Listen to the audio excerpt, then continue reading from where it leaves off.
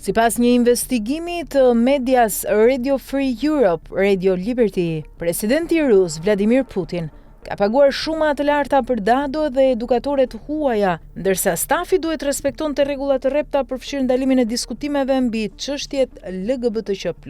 Hulumtimi i ri hedh dritë mbi aspekte pak të njohura të jetës private të presidentit rus Vladimir Putin dhe mënyrën se si janë rritur djemtë e tij të vegjël. Sipas dokumenteve të siguruara nga gazetarët, Putin ka angazhuar të paktën 20 dado, edukatore dhe mësues të huaj nga vende si Irlanda, Austria, Gjermania, Zelanda e Re dhe Afrika e Jugut për kujdesin dhe edukimin e fëmijëve. Punonjësit thuhet se paguheshin me paga të konsiderueshme ndërsa vepronin nën kushte të rrepta sigurie dhe mbikëqyrjeje. Presidenti rus është zyrtarisht i divorcuar që nga viti 2014 nga bashkëshortja e tij Lyudmila Putina. Megjithatë, në Rusi prej vitesh qarkullojnë pretendime se ai ka një lidhje me ish-kampionen olimpike të gjimnastikës ritmike Alina Kabaeva. Sipas raportit, çifti ka dy djem, Ivani 11 vjeç dhe Vladimir Juniorin rreth 6 ose 7 vjeç. Fëmijët kalojnë pjesën më të madhe të kohës në një rezidencë të ruajtur me masa të larta sigurie pranë liçenit Valdaj në veriperëndim të Moskës. Dokumentet tregojnë se edukatorët kishin udhëzime të qarta për të shmangur çdo diskutim mbi identitetin gjinor, orientimin seksual ose çështje që lidhen me komunitetin LGBTQ+.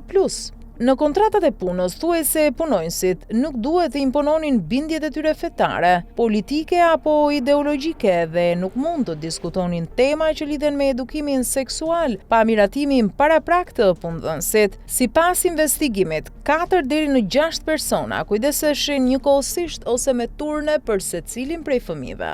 Megjithse autoritetet ruse kanë diskutuar kufizimin e mësimit të gjuhëve të huaja në shkolla, dokumentet sugjerojnë se djemtë e Putinit janë edukuar intensivisht në anglisht dhe gjermanisht. Proces verbalet e një takimi të vitit 2019 tregojnë se Ivani, që në moshën 4 vjeçare, duhet jetonte në një mjedis të plot gjuhësor në anglisht, me synimin që të fliste gjuhën si një europian i arsimuar. Kërkesat të ngjashme raportohet se ekzistonin edhe për mësimin e gjermanishtes. Investigimi zbulon se disa dado britanike merrnin deri në 6.000 pound në muaj ose rreth 7.000 euro, shumë herë më tepër se paga mesatare në Rusi. Megjithatë, kushtet e punës ishin të kufizuara. Një edukatore britaniko-irlandeze nuk lejoi të vizitonte vende publike gjatë kohës së lirë. Në një komunikim të brendshëm thuhet se stafi duhet porosiste artikujt e nevojshëm, të cilët më pas bliheshin dhe dezinfektoheshin nga personeli i sigurisë. Një mësues britanik i anglishtes kërkoi në vitin 2023 2 muaj leje pa pagesë, duke përmendur lodhje profesionale dhe vështirësitë e jetesës në kushte izolimi. Punonjësit ishin gjithashtu të detyruar të hartonin raporte të përditshme për aktivitetet e fëmijëve.